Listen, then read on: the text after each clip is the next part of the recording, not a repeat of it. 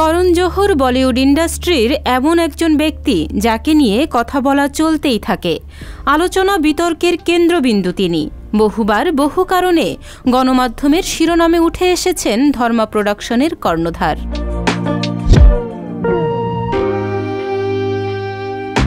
করণ একাধারে একজন নামী পরিচালক, ইন্ডাস্ট্রির প্রথম সারির প্রযোজকদের মধ্যেও একজন তিনি। এছাড়াও বিভিন্ন রিয়েলিটি শোয়ের বিচারক আর কফি উইথ কারানের সঞ্চালনা তো আছেই। সেই সাথে বলিউডে স্টার কিডসের গডফাদারও তিনি।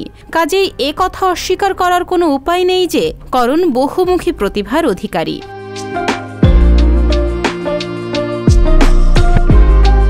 এবার তার জীবনের সব কাহিনীই ফুটে উঠবে পর্দায়। দর্শক, নির্মাণ হতে চলেছে কুছ কুছ হোতা হে পরিচালক করণ জোহরের বায়োপিক। সেই বায়োপিকে করণের চরিত্রে কে অভিনয় করবেন এ নিয়ে উন্মাদনার যেন শেষ নেই বলিপাড়ায়।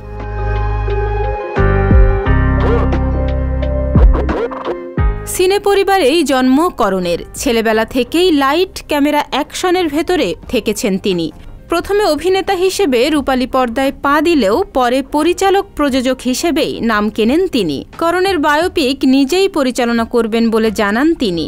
লাইভে পরিচালককে জিজ্ঞেস করা হয় তার বায়োপিকে মুখ্য ভূমিকায় তিনি কাকে দেখতে চান।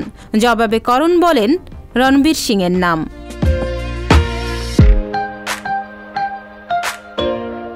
কিন্তু বলিউডে এত অভিনেতা থাকতে করণ নিজের চরিত্রে রণবীর সিংকেই কেন কাস্ট করতে চান?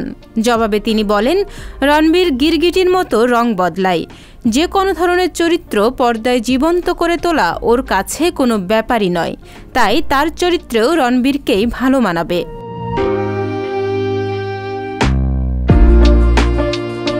অনুষ্ঠানে করণ আরও জানান, নিজের বায়োপিকে জীবনের প্রতিটি অধ্যায় খুব সুন্দর করে ফুটিয়ে তুলবেন তিনি। বিশেষত মা বাবার সঙ্গে তার ছেলেবেলাটা খুব সুন্দর কেটেছিল।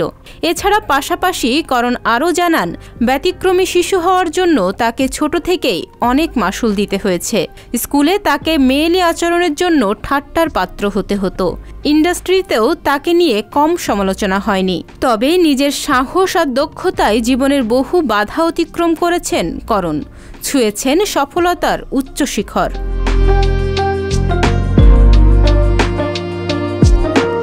তাহনিয়া ইয়াসমিন, বিনোদন ডেস্ক, সংবাদ প্রকাশ।